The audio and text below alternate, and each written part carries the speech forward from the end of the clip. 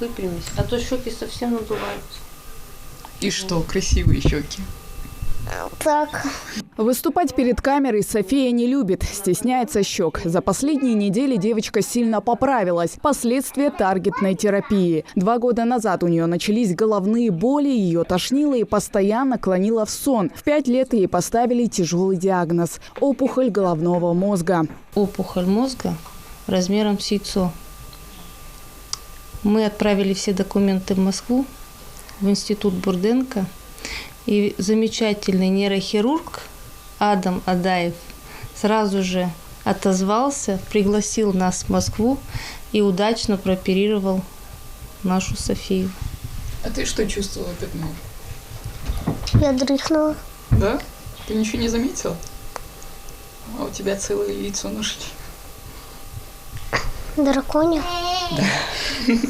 Анапластическая эпендиома. Эта опухоль чаще всего агрессивна и быстро нападает на организм. Операция прошла успешно, и на целых 7 месяцев девочка даже позабыла о болезни. София пошла в школу, больше начала гулять с подругами. Но опухоль не отступила. Родственники, соседи, клуб добрых людей. Многие окликнулись на беду Ослоповских. Здесь главное и самой не сдаваться, делится мама. Ребенок видит, что ты растерян, что ты... Нельзя, чтобы он видел, что ты плачешь или переживаешь. Я должна быть сильная, и она будет сильная. Будешь? Я не сильная. Я плакала? Я думала, когда операцию делали, плакала. Ну, это просто переживала за тебя. На каждую 100 тысяч детей злокачественную опухоль подтверждают у 15. Ежегодно в республике выявляют больше десятка несовершеннолетних с различными опухолями. Ученые утверждают, в будущем за счет технологий детский рак будет полностью излечим. Но и сегодня такой диагноз не повод опускать руки. Выздоравливают больше 80%.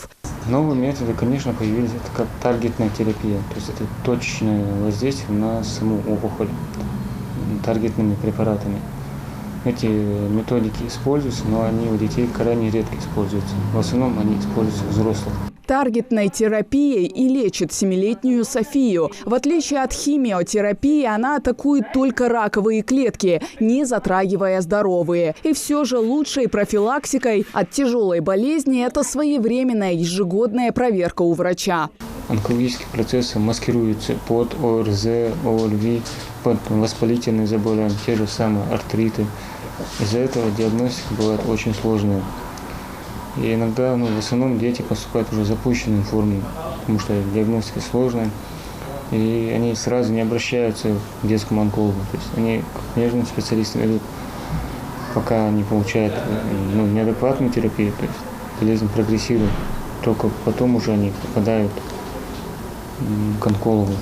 День объединения и надежды на выздоровление для тысяч маленьких пациентов и их родителей. Впереди у Софии еще долгие месяцы терапии и поездки к московским врачам. Однако мечтает девочка об одном – отпраздновать день рождения дома в кругу семьи и друзей. Хава Газикова, Асхаб Белакиев. Новости 24.